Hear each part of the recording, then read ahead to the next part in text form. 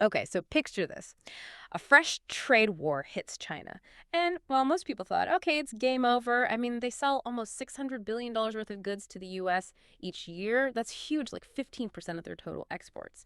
It really looked like a major vulnerability, didn't it? But China, they didn't flinch. What they did next, honestly, it stunned a lot of people.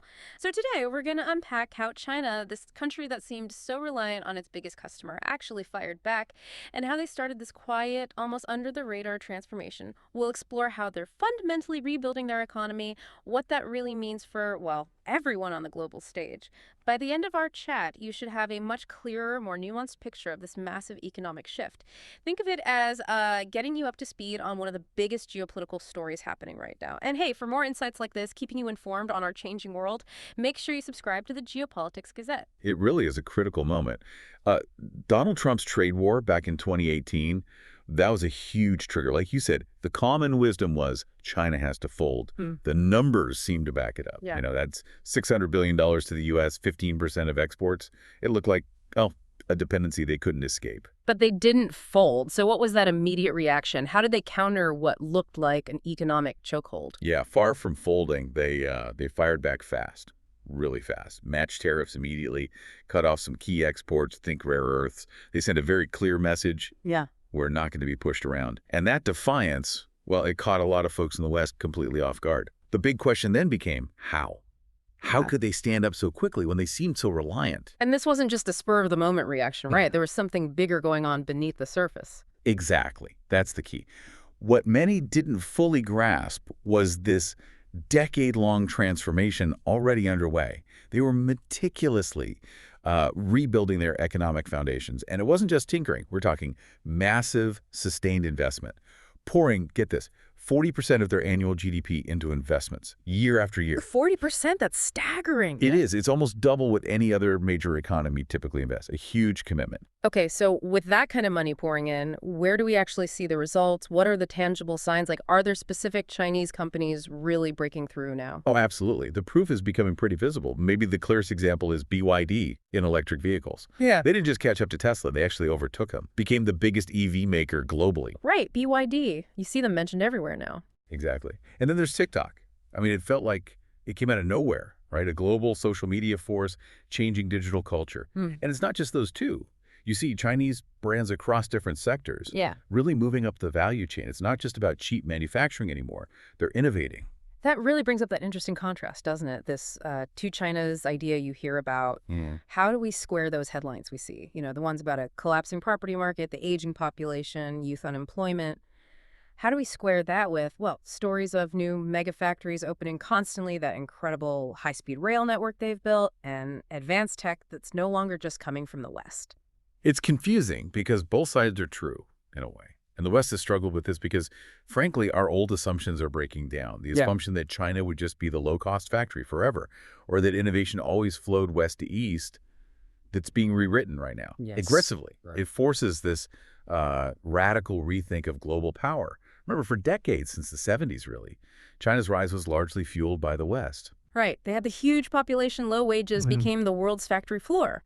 Building stuff for Apple, powering Amazon's logistics. Western companies poured in investment. It was this very intertwined system. Totally intertwined. Through the 90s, the 2000s, the model was simple. China made, America bought, and it worked for a while. China's economy exploded, averaging nearly 10% GDP growth a year. Unbelievable pace. They became indispensable, exporting everything, attracting trillions in foreign money. And then by 2010, they're the world's second biggest economy, and things started to shift. Factories, like in Shenzhen, weren't just making knockoffs anymore. They were producing genuinely cutting-edge tech, learning fast, and doing it cheaper. And while that was happening, the U.S. just kept buying more and more. By 2018, that trade surplus China had with the U.S., over $400 billion. That started ringing alarm bells. Serious concerns about economic dependency, this idea that, wait, a rising authoritarian power has this much control over global supply chains over the U.S. economy, that felt like a threat. And it wasn't just an abstract threat. There were real job losses in the U.S. Over 3 million manufacturing jobs gone between 2001 and 2017, a lot of that linked to outsourcing, mainly to China, which fueled these accusations of unfair practices, right? Chinese companies could sell easily in the U.S., but American companies struggled to get the same access in China. That became a major sticking point. Yeah. Accusations flew about the Chinese government, playing dirty, handing out huge subsidies to undercut competitors, using laws to protect their own big companies and keep foreign ones out. It really set the stage for conflict. Which brings us back to Trump. Ran in 2016, promising to tackle China on trade. And he did. Right after taking office, bam, tariffs on hundreds of billions of Chinese goods. What was the ultimate goal there for the U.S.? Well, the main idea was to make Chinese imports more expensive, to push American companies to, bring production back home, protect U.S. jobs. But it wasn't just tariffs. It was also about technology. The U.S. moved to protect its lead. Blacklisting Huawei was a big one, blocking sales of critical chips, restricting access to advanced semiconductor tech. So stopping China from gaining the upper hand technologically? Exactly. It was about strategic dominance, not just trade balances. Okay, so that tension ramped up, then maybe cooled slightly under Biden. He kept the tariffs, didn't really add more, but didn't remove them either, signaling that this decoupling was real. And now, looking ahead, maybe 2025, a potential second Trump term, we could see another wave. Tariffs up to 100% on things like Chinese EVs, solar panels, batteries, a clear message of we're cutting ties. How is China responding this time compared to the first round? It's night and day, really. Back in the first trade war, China was more cautious. They negotiated, they compromised sometimes, tried to lower the temperature, but now it's a different playbook entirely.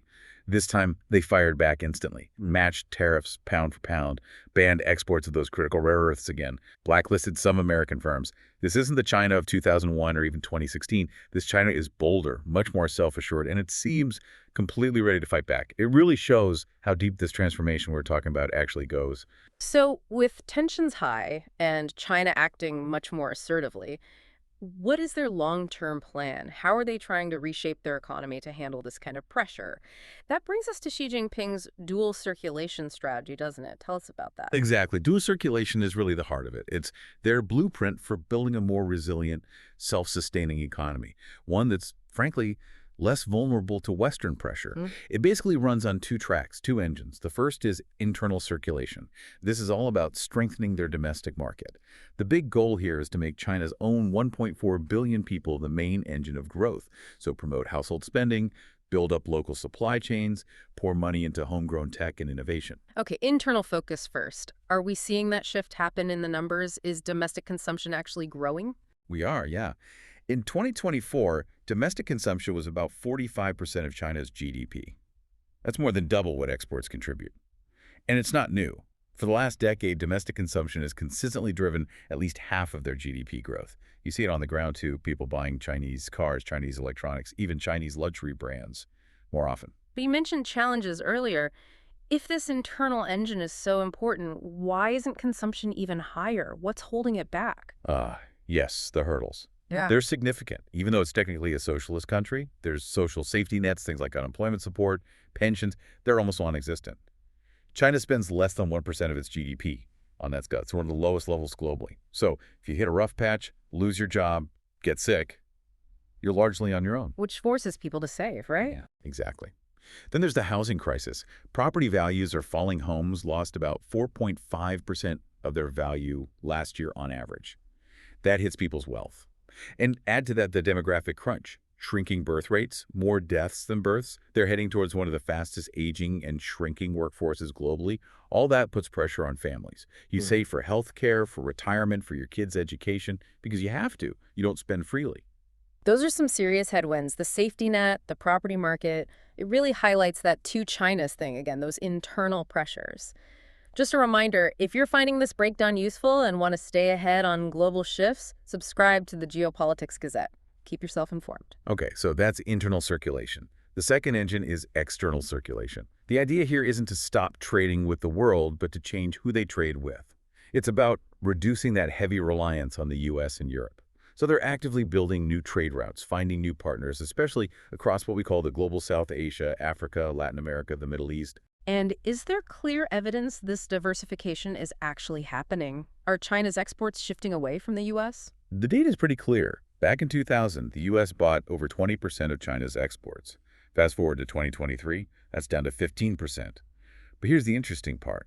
China's total share of global exports actually went up during that time. So they're exporting just as much or more, just to different places. Precisely. It's not about exporting less, it's about changing the destination. Asian countries are now their biggest trading partners, buying $500 billion worth of Chinese goods every year. And this must be where the Belt and Road Initiative fits in, the BRI. How big a role does that play in this external shift? A huge role. BRI, launched back in 2013, is this massive trillion-dollar plan, building infrastructure, railways, ports, highways, power plants all across the developing world. We're talking over 140 countries involved now, covering maybe 75% of the world's population. Yeah, a lot of people in the West kind of dismiss BRI at first, but a decade on, you can't deny its impact. By funding crucial infrastructure where maybe Western investment wasn't showing up, China has woven itself into the economic fabric of these nations. And what do they get in return? Loyal trading partners, guaranteed demand for their own goods, and crucially, less dependence on the U.S. market. They're now a top trading partner for many BRICS nations like South Africa, Brazil, Indonesia. It's a fundamental reshaping of trade flows. Okay, so you have these two circulation strategies, but what's actually powering it all? What's the engine underneath driving this ability to transform? Where are the resources going? Right? It's not just about consumers and trade routes. China realized they needed a powerful engine driving it all. And that engine is fueled by, well, massive investment, advanced technology, and solid infrastructure. Since 2018 alone, they've poured over $500 billion just into R&D. They're strategically subsidizing key industries, aiming for self-sufficiency, especially in advanced tech. Let's dig into specifics. Semiconductors, for instance. The U.S. sanctions were supposed to cripple their chip industry, right?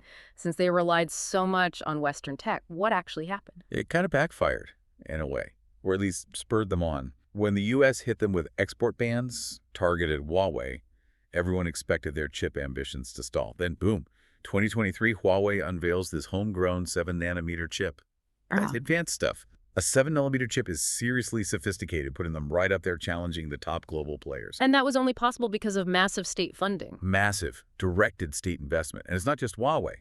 Other Chinese chip makers like SMIC, they're closing the gap fast, making more and more advanced chips domestically. And it goes beyond chips, too. What other areas show this tech leap and infrastructure push? Oh, it's across the board. We mentioned EVs, BYD beating Tesla. But look at their infrastructure, that high-speed rail network. Over 40,000 kilometers. That's longer than the rest of the world's high-speed rail combined. Incredible. Yeah, plus rapidly expanding ports, huge green energy projects, digital infrastructure. It all adds up. They now produce roughly 1 out of every 3 manufactured goods globally. Which leads to this really interesting, maybe counterintuitive strategy, overcapacity as a weapon.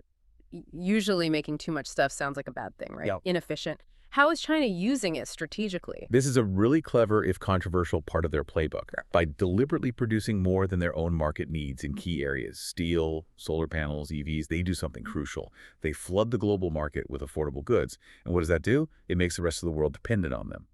Europe needs those cheap Chinese solar panels for its green goals.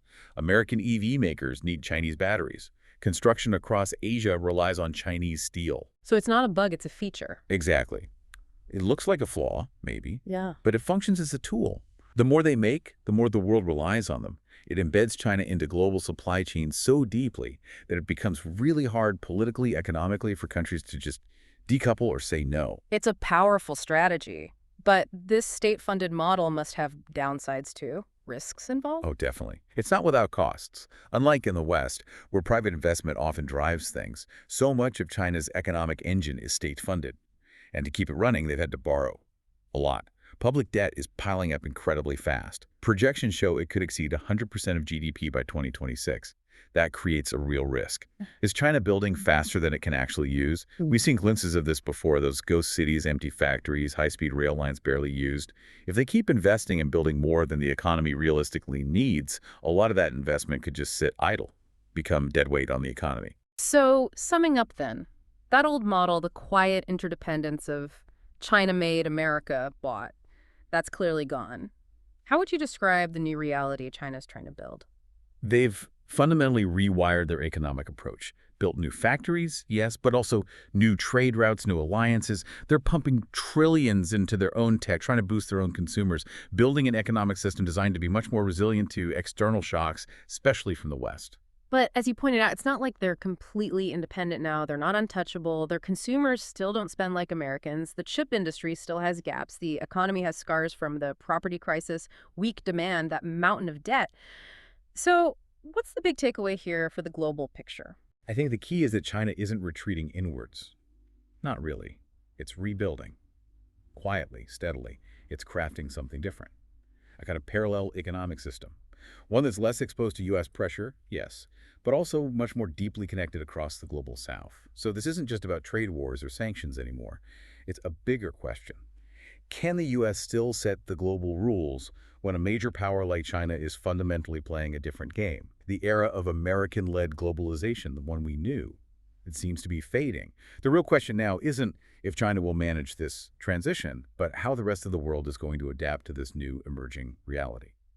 A fascinating and somewhat unsettling thought to end on. How will the world adapt? To keep tracking these crucial shifts and understanding what they mean for our future, make sure you're subscribed to the Geopolitics Gazette. Thanks for joining us.